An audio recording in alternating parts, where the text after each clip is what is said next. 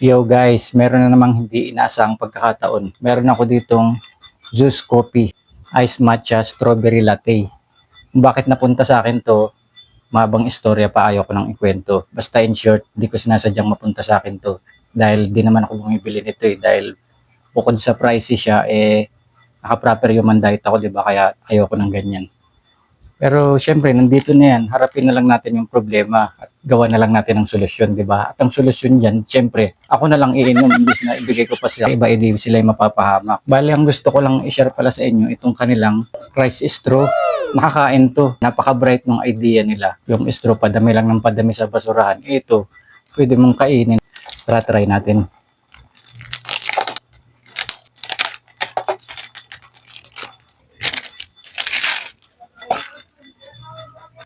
Mix ko muna yung ilalim.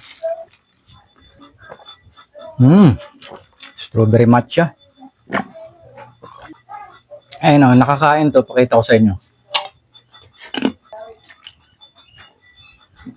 Yoko niyan. Napakagandang idea nun kasi nga hindi na siya magiging basura Pero ako, ayaw ko lang kainin kasi yung mga kalaban, pangarap nila, diba, kumain ako ng rice o kanin. Ito, rice straw, diba? Kaya ayaw ko kumain yan. Pero itong matcha, okay to. Sa mga hindi inasang pagkakataon lang naman.